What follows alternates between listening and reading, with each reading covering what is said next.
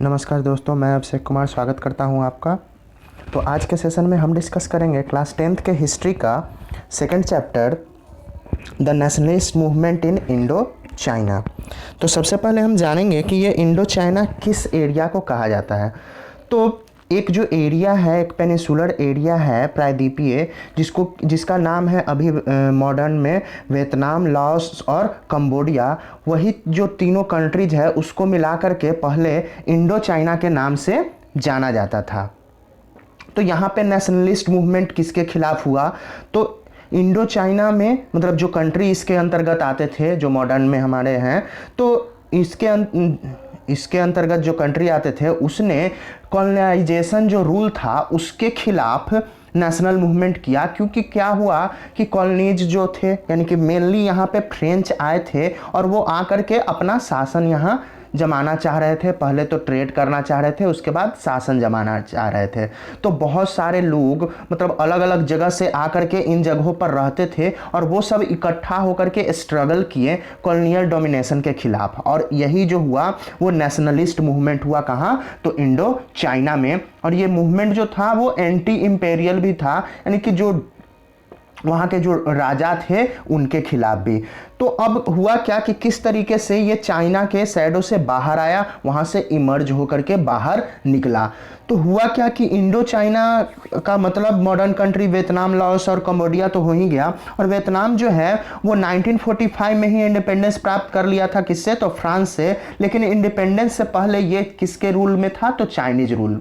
और जब ये इंडिपेंडेंस हुआ तो क्या हुआ कि पावरफुल चाइना के शैडो में था, उसके छत्र छाया में। और यहाँ के जो रूलर्स हुए उन्होंने किया क्या कि सबसे पहले तो वियतनाम को दो भाग में बांट दिया, नॉर्दर्न और सेंट्रल वियतनाम में। और उसके बाद जो यहाँ शासन करते थे यहाँ के रूलर्स, उन्होंने चाइनीज सिस्टम ऑफ गवर्नमेंट को और चाइनीज कल्चर को यहाँ पे बरकरार रखा उसके वियतनाम के इंडिपेंडेंस के बाद भी। अब हुआ क्या कि कॉलोनियल डोमिनेशन एंड रेजिस्टेंस, यानी कि किस तरीके से कॉलोनी का यहाँ पे डोमिनेशन हुआ, उनका प्रभुत्व बढ़ा और क्या क्या कारण था जिसके कारण इसका विरोध हुआ।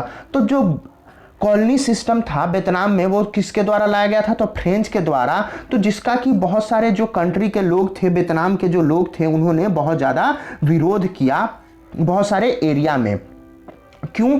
तो क्योंकि फ्रेंच जो थे वो यहाँ कंट्रोल करना चाहते थे, यहाँ मिलिट्री के द्वारा, और इकोनॉमिक अपना छाप यहाँ पे बनाना चाहते थे। कहाँ? तो वियतनाम में। इस कारण से और उन्होंने किया क्या इसी के कारण से कि वियतनाम के कल्चर को रीशेप करना शुरू कर दिया, उसको चेंज करना शुरू कर दिया, जिस कारण भी यहाँ के बहुत सारे लोग जो थे वो विरोध कर रहे थे। तो फ्रेंच आर्मी वियतनाम में आई कब? तो 1858 में फ्रेंच आर्मी आ गई और मिड यानी मध्य 1880 तक आते आते उन्होंने नॉर्दर्न रीजन यानी वियतनाम का जो नॉर्दर्न रीजन था वहां पे अपना अच्छा पकड़ बना लिया। और उसके बाद वो अपने पोजीशन को मजबूत करने के लिए फ्रेंच ने सोचा कि अब करे क्या कि अपना जो कल्चर है, अपना जो नेचर है वो इन पे थोपा जाए, यानी कि वियतनामीज पे थोपा जाए, जिसके कारण वहाँ नेशनलिस्ट मूवमेंट का शुरुआत हुआ। क्योंकि लोगों को लगा कि ये जो रिफ्लेक्शन वो अपना शो कर रहे हैं जिसके कारण हमारा जो कल्चर है वो खतरे में आ सकता है। तो अब जो फ्रेंच थे वो क्यों चाहते थे कि यहाँ पे कॉलोनीज बने? तो कॉलोनीज का मतलब था कि उनका बनाने का कि जो नेचुरल रिसोर्स हैं यहाँ के और अदर जो इसेंशियल गुड्स हैं उसको हमें ले जाना है यहाँ से दूसरे वेस्टर्न कंट्रीज में। और जो भी वेस्टर्न कंट्रीज थे उनका ऐसा मानना था, खास करके एडवांस्ड यूरोप का, कि बेनिफिट हम कहीं भी कैसे ला सकते हैं? तो जो भी बैकवर्ड पीपल हैं उनको सिविलाइज करके, उनको सभ्य बना के, क्योंकि उनको लगता था कि ये लोग जो हैं वो पिछड़े हुए हैं बहुत ज़्यादा। तो इस कारण उन्होंने किया क्या कि बहुत सारे नहर बनाए, बहुत सारे कैनल्स बनाए, और जिससे क्या होता वो सोचे कि यहाँ पे फार्मिंग इंक्रीज होगा, कृषि इंक्रीज हो जाएगा, राइस प्रोडक्शन बढ़ने लगेगा। और इसी के कारण मतलब कैनल्स वगैरह के कारण वियतनाम जो था वो अपना 2/3 जो प्रोडक्ट था, मतलब राइस प्रोडक्शन सबसे ज्यादा यहाँ पे राइस प्रोडक्शन होता था, 2/3 को इंपोर्ट करना शुरू कर दिया, यानी दूसरे देश भेजना, एक्सपोर्ट करना शुरू कर दिया, एक्सपोर्ट करना। और उस समय वर्ल्ड का 3rd लार्जेस्ट एक्सपोर्टर बन गया था। कौन? तो वियतनाम। तो जिसके कारण उसमें विकास होने लगा। तो अब फ्रेंच ने क्या सोचा कि अब यहाँ पे कुछ ज़्यादा डेवलपमेंट करना चाहिए, कुछ इंफ्रास्ट्रक्चर बनाना चाहिए, इसलिए उन्होंने अपने मिलिट्री बैरक्स भी यहाँ बनाना शुरू कर दिया और बहुत सारे जो क्षेत्र थे जो उसके कंट्रोल में नहीं थे वहाँ भी अपना कंट्रोल शुरू कर दिया। और जिसके कारण एक नया एरिया बन के आया जहाँ के रेल नेटवर्क उन्होंने बिछाया, साउदर्न और नॉर्दर्न पार्ट को जोड़ने वाला वियतनाम को, और चाइना से वो शुरू होता था और इसका नाम पड़ा trans Indo China rail network. और ये कंप्लीट भी हो गया कब, तो 1910 में। और सेकेंड लाइन जो बनाया गया लिंक करने के लिए रेलवे लाइन, वो वियतनाम से सियाम को जोड़ता था, सियाम जो अभी में थाईलैंड के नाम से जाना जाता है। तो अब नेक्स्ट जो है हमारा कि जो कॉलोनियां हैं क्या उनको डेवलप्ड होना चाहिए। तो सभी लोग जो भी वियतनाम के भी लोग थे वो चाहते थे कि हाँ उनका जो कंट्री है उसका यही ज़रूरत है कि यहाँ कॉलोनी जो है वो डेवलप्ड होना चाहिए, तभी हमारा जो कंट्री है वो आगे बढ़ पाएगा, वो डेवलप्ड हो जाएगा। लेकिन क्वेश्चन था कि कैसे कैसे ये डेवलप्ड किया जाए। तो कुछ पॉलिसी मेकर्स थे, उनका मानना था कि कॉलोनी जो है वो ज़रूरत है, यहाँ की ज़रूरत है डेवलप्ड होने के लिए, कंट्री को डेवलप करने के लिए। तो उन्होंने बहुत सारा पर्पस बताया कि किस तरीके से अगर कॉलोनी बनाया जाएगा तो उनका बहुत सारा प्रॉफिट होगा और इकोनॉमी जो है वो डेवलप्ड होगा, लोगों का जो स्टैंडर्ड ऑफ लाइफ है वो बढ़ेगा। तो बहुत सारे बात उन्होंने बताया, लेकिन कुछ कुछ जो चीज़ें थी वो यहाँ पे रुकावट बन रही थी इस डेवलपमेंट में, यानी कॉलोनियों के डेवलपमेंट में कुछ कुछ चीज़ें रुकावट बन रही थी। तो कौन कौन सी चीज़ जो थी वो वियतनाम में रुकावट बन रही थी, तो हाई पॉपुलेशन लेवल, यानी लोगों का जनसंख्या बहुत ज़्यादा था और एग्रीकल्चरल प्रोडक्टिविटी बहुत कम थी। तो और क्या था कि बहुत सारे जो किसान थे जो खेती करते थे वो कर्ज में डूबे हुए थे, मतलब वो कर्जदार थे, तो बहुत दिक्कत हो रहा था। तो इस कारण हुआ क्या कि उन्होंने सोचा कि जैसे जापान ने अपना इम्प्रूवमेंट किया, यानी एग्रीकल्चर फील्ड में उसने इम्प्रूवमेंट किया, तो हम भी यहाँ पे वियतनाम में इम्प्रूवमेंट कर दें, एग्रीकल्चर फील्ड में इम्प्रूवमेंट कर दें और इंडस्ट्रियलाइजेशन कर दें, ताकि यहाँ अधिक से अधिक जॉब क्रिएट हो जाए। अब किस तरीके से जो वियतनाम था वो डेवलप्ड हो गया एज ए कॉलोनी। तो शुरुआत में वियतनाम जो था वहाँ पे क्या होता था कि राइस कल्टीवेशन और रबर प्लांटेशन, यानी कि चावल की खेती और जो रबर का पौधा लगाया जाता है वो होता था। और इसको ऑन कौन करते थे, इसके मालिक कौन होते थे, तो फ्रेंच या फिर जो स्मॉल वियतनामी जो वहाँ के होते थे, वियतनाम के जो जमींदार वगैरह वो उसका मालिक होते थे। और रेल और पोर्ट फैसिलिटीज भी वहाँ पे बनाई गई, मतलब बंदरगाह बनाया गया, रेलवे लाइन बिछाई गई, ताकि जो सर्विस सेक्टर है उसको फैलाया जाए, कोई सामान अगर एक जगह से दूसरे जगह ले जाना हो तो उनको सुविधा हो। और बहुत सारे जो वियतनामी लेबर थे जो कॉन्ट्रैक्ट बेसिस पे काम करते थे उनको रबर प्लांटेशन में लगा दिया गया। और फ्रेंच जो थे उन्होंने बहुत कम प्रयास किया इंडस्ट्रियलाइजेशन करने के लिए, यानी कि इनके इकोनॉमी को ज़्यादा इंडस्ट्रियलाइजेशन नहीं किया। अब द लाइमा ऑफ कॉलोनियल एजुकेशन, यानी कि कॉलोनियल जो थे वो शिक्षा प्रदान करना चाहते थे, तो उनको क्या क्या परेशानी आई। तो फ्रेंच सोचते थे, उनका ऐसा मानना था कि मॉडर्न एजुकेशन है वही एक तरीका है कि किसी भी कंट्री के लोग जो हैं वो सिविलाइज हो पाएंगे। कैसे, तो उनको मॉडर्न करके। तो उन्होंने फ्रेंच ने ऐसा सजेस्ट किया कि अब वियतनाम में भी मॉडर्न कल्चर लाया जाए, जैसा कि यूरोपियन ने इंडिया में किया था। जो ब्रिटिश थे इंडिया में क्या किए कि मॉडर्न सिविलाइजेशन लाने के लिए वहाँ पे एजुकेशन सिस्टम शुरू कर दिए, यानी अपने स्तर तक पढ़ाना शुरू कर दिए। तो सबसे पहले उन्होंने सोचा कि जो बड़े बुजुर्ग हैं उनको शिक्षा प्रदान किया जाए, और लेबर को भी उन्होंने पढ़ाने की बात सोची। लेकिन फिर सोचने लगे कि अगर वो ज़्यादा एजुकेटेड हो जाएंगे तो कहीं हमारे लिए तो प्रॉब्लम नहीं होगा, और एक बार अगर एजुकेटेड हो गए तो हम ही से क्वेश्चन पूछना वो शुरू कर देंगे। तो ये डर भी उनके अंदर था, और ये भी डर था कि अगर वो एजुकेटेड हो जाएंगे तो हमारे जो टीचर हैं, शॉपकीपर हैं या फिर पुलिसमैन हैं, उनका नौकरी कहीं न चला जाए।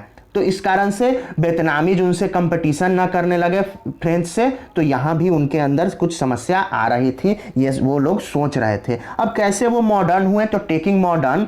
तो सबसे पहले जो क्या था कि वियतनाम में चाइनीज लैंग्वेज वहाँ के लोग बोलते थे, और उसके बाद कुछ पॉलिसी मेकर्स क्या किए कि ऐसा जोड़ दिए कि फ्रेंच जो लैंग्वेज है उसको मीडियम ऑफ इंस्ट्रक्शन बना दिया जाए, यानी कोई भी सूचना अगर पहुंचाना है तो फ्रेंच में ही, जिसके कारण फ्रेंच कल्चर को महत्व ज्यादा मिलना शुरू हो जाएगा। और दूसरों ने सजेस्ट किया कि वियतनामी जो है वो लोअर क्लास में पढ़ाया जाए और हायर क्लास में फ्रेंच।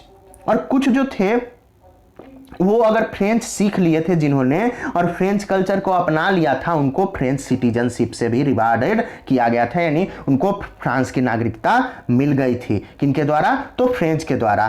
केवल अब हुआ क्या कि कुछ ही वियतनामी जो थे वो स्कूल में इनरोल हो पाए, बाकी लोग नहीं हुए। और बहुत कम ही वियतनामी जो थे वो हायर एजुकेशन प्राप्त कर पाए स्कूल लिविंग एग्जामिनेशन, क्योंकि होता क्या था कि बहुत सारों जो लोग थे, बहुत सारे, उनको पास किया ही नहीं जाता था, फेल कर दिया जाता था। और हुआ क्या कि 17 मिलियन जो पॉपुलेशन था उनमें से 400 से भी कम लोगों को जो फाइनल एग्जाम था वो पास कर पाए। और यहाँ जो स्कूल था वो क्या बताता था, तो जो टेक्स्ट बुक था वो फ्रेंच के ग्लोरीफाई को, यानी उसकी गौरव गाथा गाता था और कॉलोनियल रूल का वो उसको जस्टिफाई करता था। अब किस तरीके से मॉडर्न लुक करना, यानी लुकिंग मॉडर्न। तो हुआ क्या कि वहाँ का जो स्कूल था उसमें 1907 में एक टोकन फ्री स्कूल था, उसने स्टार्ट कर दिया वेस्टर्न स्टाइल एजुकेशन प्रोवाइड कराना। तो वेस्टर्न स्टाइल एजुकेशन में लोगों को किस तरीके से साफ सफाई का ध्यान रखना है, उनको साइंस का पढ़ाई कराना शुरू कर दिया गया। फ्रेंच पढ़ाया जाता था उनके क्लास में और इवनिंग में भी क्लास चलता था और उसके लिए अलग से सेपरेट पेमेंट करना पड़ता था। अब स्कूल का मेन अप्रोच क्या हो गया था कि किसी तरीके से मॉडर्न बना जाए और लोगों का जो सोच है उसमें सुधार किया जाए। तो बहुत सारे इसमें किस चीज़ की ज़रूरत थी, तो लोगों को साइंस सिखाना था, वेस्टर्न आइडिया सिखाना था और जो मॉडर्न थे वियतनामी को मॉडर्न बनाना था। तो स्कूल ने वेस्टर्न टीचिंग के साथ साथ वेस्टर्न स्टाइल को भी अपनाना शुरू कर दिया। तो लोगों को इनकरेज करना शुरू कर दिया कि वेस्टर्न स्टाइल को आप अपनाएं और शॉर्ट हेयर रखें, मतलब जो बाल है उसको छोटा करें। लेकिन ट्रेडिशनली जो वियतनामी जो लोग थे वो लंबे बाल रखते थे, तो उनके आइडेंटिफाई को होने लगा, मतलब उनको ऐसा लगने लगा कि कहीं हमारा जो पहचान है वो खो ना जाए। अब स्कूल में क्या क्या विरोध हुआ, तो सबसे पहले जो टीचर्स और स्टूडेंट्स थे वो पूरे तरीके से फ्रेंच जो कल्चर था उसको वो अपना नहीं सकते थे, वो उसको नहीं मानते। और वहाँ का जो करिकुलम था, वहाँ का जो पढ़ाई था उसको ये कैसे मानते, तो सबसे पहला ये अपोज हुआ। और उसके बाद हुआ क्या कि एक गर्ल्स स्कूल था वियतनाम में, वहाँ पे फ्रंट सीट पे बैठने को लेकर के हो गया, क्योंकि पहले जो वियतनामीज गर्ल्स थी वो फ्रंट सीट पर बैठती थी और जब फ्रेंच लोग आए, मतलब जो लोकल फ्रेंच वहां रहते थे, उन गर्ल्स को बोला गया कि हाँ आप आगे बैठिएगा और वियतनामीज को पीछे, जिसके कारण बहुत सारी लड़कियों ने क्या किया कि इस बात का से इनकार कर दिया। तो वहां का जो प्रिंसिपल था, जो कि फ्रेंच कॉलोनी का प्रिंसिपल था, फ्रेंच लोग था, वो इससे गुस्सा होकर के उन लड़कियों को डिसमिस कर दिया। तो बाकी जो स्टूडेंट थे उन्होंने इसका विरोध किया तो उनको भी डिसमिस कर दिया, यानी स्कूल से हटा दिया गया। तो फिर उन्होंने ओपन प्रोटेस्ट शुरू कर दिया, यानी रोड पे आंदोलन शुरू कर दिया। और जब ये आउट ऑफ कंट्रोल हो गया ये सिचुएशन, यानी गवर्नमेंट जब कंट्रोल नहीं कर पाई, तब स्टूडेंट को फिर से वापस स्कूल में एडमिशन दिया गया, फिर से वापस लाया गया। लेकिन जो प्रिंसिपल था वो स्टूडेंट्स को वार्न किया कि जितने भी वियतनामीज हो मैं उन्हें अपने पैरों के नीचे कुचल दूंगा और आगे से यहाँ पे नहीं रहने दूंगा। तो और क्या हुआ कि 1920 आते आते वहाँ के स्टूडेंट्स जो थे, जो स्कूल के, उन्होंने बहुत सारे पॉलिटिकल पार्टीज भी बना ली और उन्हीं में से एक पार्टी था party of young Annan. School जो था वो अब इम्पॉर्टेंट प्लेस बन गया था। तो किस बात की वहाँ पे होती थी, क्या बातें, तो पॉलिटिकल और कल्चरल बैटल्स होता था। जैसे दो लोग थे, दोनों का कल्चर अलग अलग था, फ्रेंच और वियतनामीज, तो हमेशा विवाद होते रहता था स्टूडेंट्स में। और जो वियतनामी बुद्धिमान जो लोग थे उनको डर था कि कहीं वो लोग वियतनामीज टेरिटरी, यानी कि जो वियतनाम जो देश है और यहाँ का कल्चर है, वो दोनों को खो न दें। और फ्रेंच जो कॉलोनी एजुकेशन था वो लार्जर बैटल का भी हिस्सा बन गया कि लोग जो थे वो बहुत ज़्यादा इससे खफा हो गए और वो इंपेरियलिज्म से भी खफा थे और वो चाहते थे कि क्या उनको मिले, तो उन्हें इंडिपेंडेंस मिले। उसके बाद हाइजीन डिजीज और एवरीडे रेजिस्टेंस, यानी कि किस तरीके से साफ सफाई जो बीमारी है और प्रतिदिन का जो रेसिस्टेंस है वो कैसे अपनाया जाए। तो लोग जो थे वो वहाँ पे एजुकेशन ही केवल नहीं था, बाकी जो सुविधाएं थी वो भी वो लोग चाहते थे कि फ्रेंच जो चाहते थे कि यहाँ जो हम लोग आकर के बसे हैं तो उनके लिए कॉलोनी बने, अच्छा कॉलोनी बने जहाँ पे साफ सफाई हो, रोग ना हो और सभी लोग अच्छे से रहें। लेकिन हुआ क्या कि प्लेग जो कि चूहों से होने वाली बीमारी है वो वहाँ के हनोई सिटी पर आक्रमण कर दी। अब वो हुआ कैसे, तो फ्रेंच पार्ट जो था हनोई वो मतलब बनाए थे फिर से, जो हनोई शहर था उसको फिर से बहुत अच्छा बनाए थे, जो कि बहुत ही सुंदर था और बहुत ही साफ सुथरा था। वहाँ इस तरीके से सीवर सिस्टम था, यानी नालियाँ थी और कि साफ सफाई बना रहे, कोई भी गंदगी ना हो। और यही जो उनका सुविधा था वो उनके लिए समस्या बन करके आ गया। तो हुआ क्या कि 1903 में मॉडर्न पार्ट जो था हनोई का, वहाँ पे बहुत ज़्यादा प्लेग हो गया जो कि चूहों से हो रहा था। अब होता क्या था कि जो नालियां थी वो सीधे सीवर सिस्टम और बहुत बड़ा तो क्या बनाया गया था, तो गटर्स वगैरह भी बनाया गया था। अब सीवर सिस्टम जो था वहां पे क्या करते थे कि चूहे ब्रीड करते थे, वहीं पे आराम से रहते थे और शहर में एक जगह से दूसरे जगह, यानी एक घर से अगर दूसरे जगह घर उनको जाना है तो आराम से उसी नाली से होकर के गुजरते थे, उनको कोई भी रुकावट नहीं होती थी और पूरे शहर में चूहे घूमते थे और पूरा जगह प्लेग फैलाते थे और सबके घरों में भी घुस जाते थे सीवेज पाइप के थ्रू। तो क्या किया जाए, तो उन्होंने किया क्या कि इससे बचने के लिए रैट हंट प्रोग्राम शुरू किया कि किसी तरीके से जो जड़ है उसी को खत्म किया जाए। तो रैट हंट जो प्रोग्राम था वो स्टार्ट हुआ 1902 में चूहों को हटाने के लिए, जिसके लिए फ्रेंच ने वियतनामी जो कामगार थे, जो काम करने वाले, उनको चूहे पकड़ने का काम दिया और हर एक चूहे पकड़ने पर उनको पैसा दिया जाता था। तो फिर भी हजारों चूहे पकड़े गए, लेकिन फिर भी क्या हो रहा था कि चूहे का संख्या बढ़ा जा रहा था। मतलब 20,000 के लगभग चूहे पकड़ लिए गए थे, लेकिन जो बीमारी थी वो रुकने की नाम नहीं ले रही थी और जो चूहे थे वो फैलते जा रहे थे।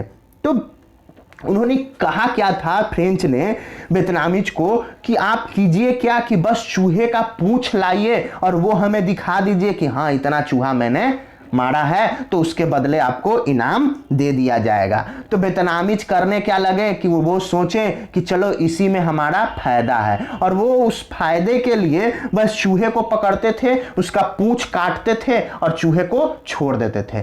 फिर कुछ दिन बाद वो जो चूहा था उसका पूंछ आ जाता था और फिर से पूंछ काट के सामने पेश कर दिए, यानी चूहा जिंदा का जिंदा था और वो प्लेग फैलाते रहा। जब इस बात का एहसास हुआ फ्रेंच को, जो फ्रेंच लोग थे उनको जब एहसास हुआ तो उन्होंने इस प्रोग्राम को बंद कर दिया और फोर्सफुली कहा कि अब आपको चूहा पकड़ना है और लाना है यहाँ पे।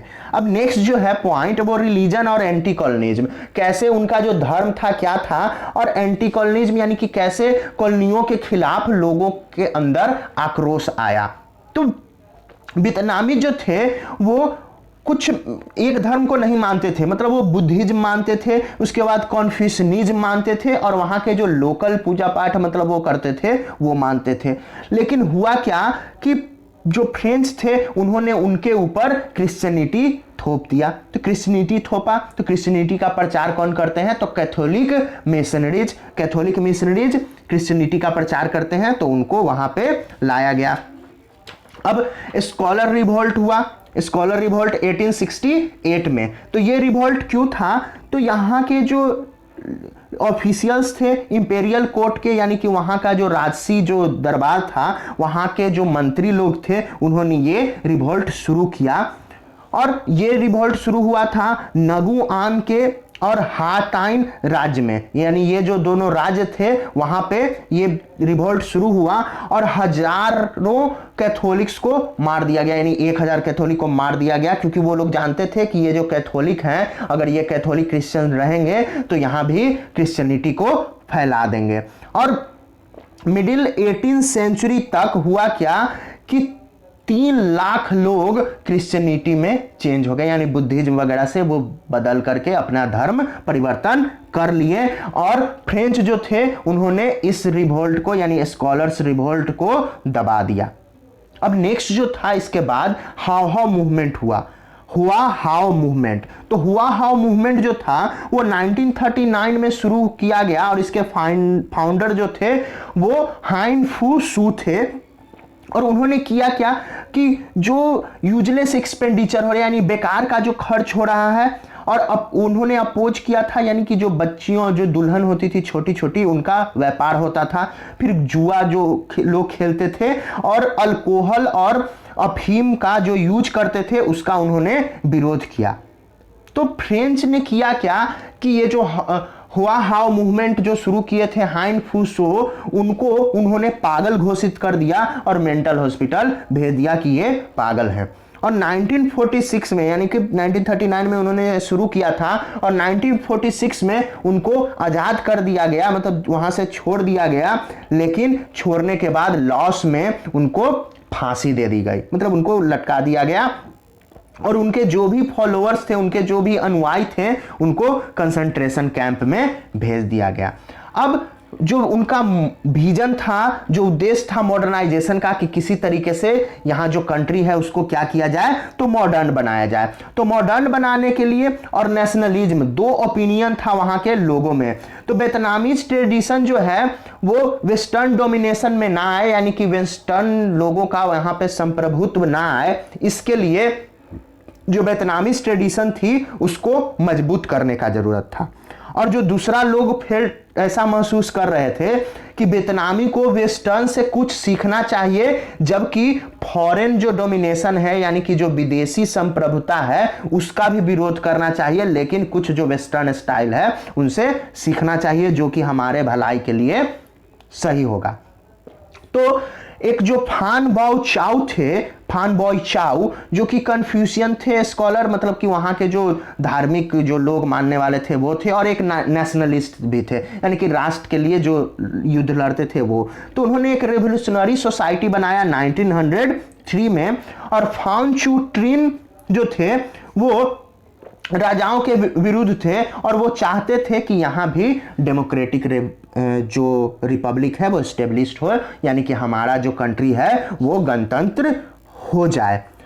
लेकिन वो ऐसा नहीं चाहते थे कि जो वेस्टर्न सिविलाइजेशन है उसका पूरी तरीके से विरोध किया जाए, क्योंकि वो जानते थे कि वेस्टर्न सिविलाइजेशन अगर हमारे कंट्री में आएगा तो होगा क्या कि हमारा कंट्री भी डेवलप करेगा, इसलिए पूरी तरीके से उसका विरोध नहीं करते थे। अब जो दूसरा तरीका था कि किस तरीके से मॉडर्न बना जाए, जापान और चाइना। तो जो पहले जो वियतनामीज नेशनलिस्ट थे उनका क्लोज कनेक्शन था किससे, तो जापान से। इसीलिए उन्होंने क्या किया कि अपने बदलाव के लिए वो सोचे कि जाते हैं जो जापान में और वहां जाकर के अपना एक पार्टी बनाते हैं, और जो लोग भी फ्रेंच पुलिस से छुप करके बच करके निकल जाते थे उनके लिए एक रिवोल्यूशनरी वहां पे एस्टेब्लिश किया गया, एक नेटवर्क बनाया गया। और पहले डिकेड में यानी कि 20वीं सेंचुरी के पहले डिकेड में गो ईस्ट मूवमेंट का शुरुआत हुआ। तो बहुत सारे जो वियतनामी जो स्टूडेंट थे वो जापान गए, किस लिए, तो मॉडर्न एजुकेशन के लिए। तो लगभग 300 वियतनामी जो स्टूडेंट जापान गए थे 1907-1908 में मॉडर्न एजुकेशन प्राप्त करने के लिए।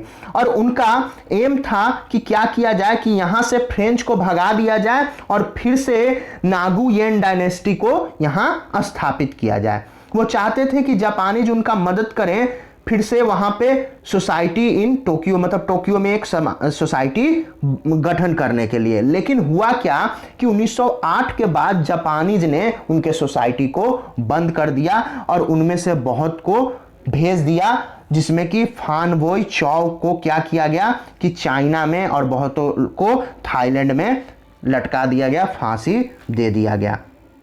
अब चाइनीज इन्फ्लुएंस यानी चाइनीज प्रभाव पड़ा कहां, तो वियतनाम में। तो किस तरीके से चाइनीज प्रभाव वियतनाम में पड़ा, तो जब साउन यात सेन ने मोनार्ची जो था चाइना में उसको हटा दिया। कब? तो 1911 में वहां का जो राजशाही था उसको हटा दिया। किसने? तो सन याट सेन ने। और एक नया संगठन बनाया जिसका नाम था association for restoration of Vietnam. इसका गठन किया गया। उसका मेन उद्देश्य क्या था कि जो वियतनाम है उसको डेमोक्रेटिक रिपब्लिक बनाना या फिर कॉन्स्टिट्यूशनल मोनार्ची बनाना, यानी कि अगर राजा भी रहेगा तो वो भी एक संविधान से चलेगा, यानी कि उसके पावर को एक हद तक लिमिट करना था उसका मेन उद्देश्य।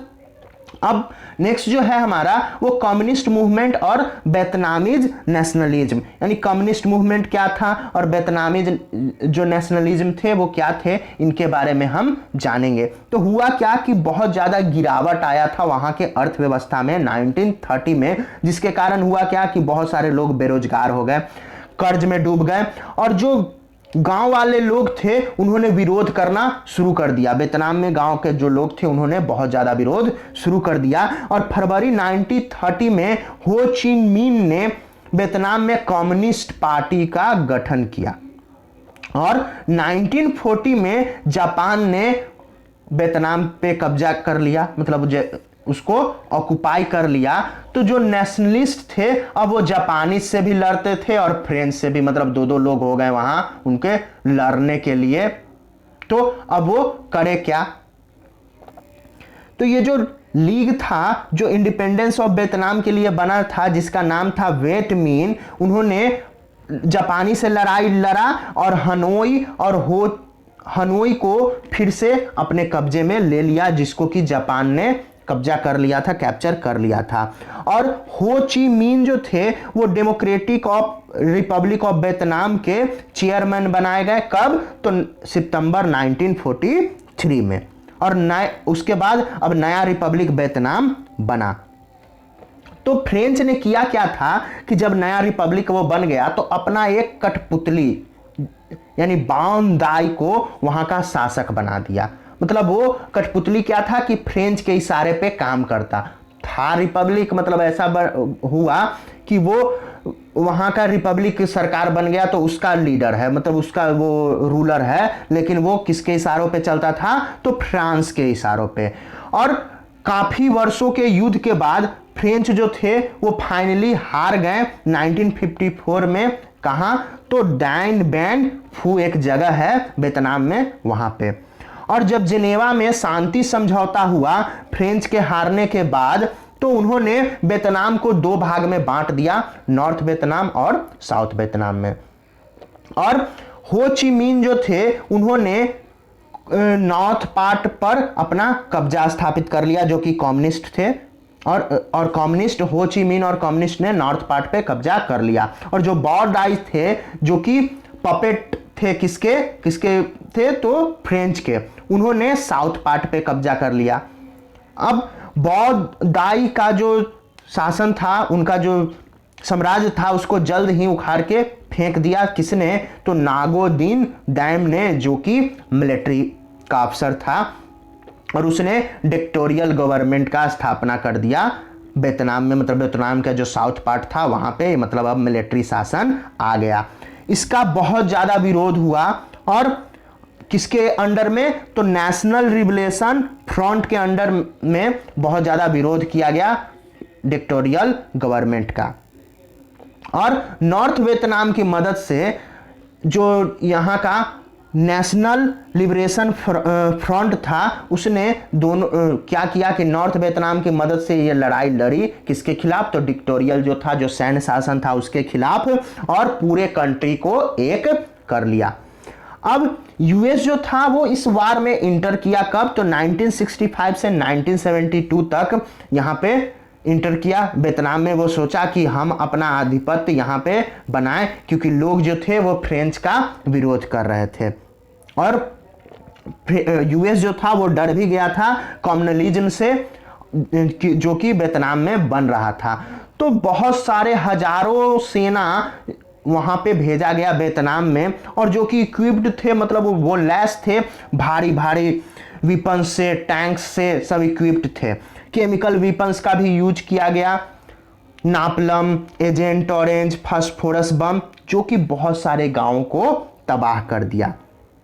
और इस वार का जो इफेक्ट हुआ वो वियतनामी लोग तो फेल्ट किए ही, मतलब उनको तो महसूस हुआ ही, उनके बहुत सारे जो लोग थे वो तो मारे गए, लेकिन यूएस के बहुत सारे जो आर्मी के लोग थे उनको भी बहुत ज़्यादा नुकसान हुआ। और बहुत सारे क्रिटिकल जो थे गवर्नमेंट का वो लोग इस वार में शामिल हुए। अब इसके बाद हुआ क्या कि हो ची मिन ट्रायल। तो हो ची मिन ट्रायल था क्या, तो ये जो ट्रायल था वो बहुत बड़ा नेटवर्क था। किस चीज़ का, तो फुटपाथ और रोड का। ये क्यों बनाया गया था कि इसके थ्रू जो लोग एक जगह से दूसरे जगह ले जाए जाने लगे, और जो भी सामान है वो नॉर्थ से साउथ और साउथ से नॉर्थ ले जाया जाता था इन्हीं रोड के थ्रू। लेकिन जो यूएस जो आर्मी थी वो रेगुलरली क्या करती थी कि इस सप्लाईज को बाधा प्रदान करना चाहती थी कि ये सप्लाई जो है एक जगह से दूसरे जगह जो जा रहा ट्रांसपोर्ट सिस्टम वो ना हो, वो रुक जाए। लेकिन उनका प्रयास जो था ये डिस्ट्रॉय करने का वो बेकार हुआ, क्योंकि उनका जो बम्बिंग था वो भी फेल हुआ, क्योंकि जैसे ही वो लोग रोड तोड़ते थे वो फिर से बहुत जल्दी बना लेते थे। तो इस कारण उनका जो प्रयास था वो बिल्कुल बेकार हो गया। अब कैसे जो वार था उसका एंड हुआ, कैसे जो वार था वो समाप्त हुआ। तो यूएस जो थे उसने अपने ऑब्जेक्टिव को प्राप्त करने में वो फेल हो गए, क्योंकि वो चाहते थे कि अगर वो लड़ेंगे, वहां पे लड़ाई लड़ेंगे, क्योंकि फ्रेंच का पहले से ही शासन था, तो वियतनामी जो लोग हैं उनका समर्थन करेंगे। लेकिन उन्होंने ऐसा नहीं किया। तो वियतनामी जो लोगों ने समर्थन नहीं किया और हजार जो यूएस आर्मी के जो लोग थे, यूएस ट्रूप्स के, उन्होंने अपना जान गंवा दिया। तो इस वार में क्या हुआ था कि फर्स्ट बार जो टेलीविजन पर वार का टेलीकास्ट हुआ था, तो इस कारण इस वार को फर्स्ट टेलीविजन वार भी कहा जाता है, क्योंकि बैटल्स जो युद्ध का सीन था वो न्यूज में दिखाया जाता था। और 1974 के जनवरी में एक शांति समझौता हुआ जो कि पेरिस में साइन किया गया, और उसके कारण जो यूएस का जो कॉन्फ्लिक्ट था, जो युद्ध था, वो समाप्त हुआ। और नेशनल लिबरेशन फ्रंट जो एनएलएफ था उसने प्रेसिडेंशियल पैलेस जो सैगोन में था उसको 30 अप्रैल 1975 को अपने कब्जे में ले लिया और पूरे वियतनाम को यूनिफाइड करके एक वियतनाम बना दिया। तो यहाँ जो ये चैप्टर है हमारा in nationalism movement in Indochina, ये समाप्त होता है। धन्यवाद।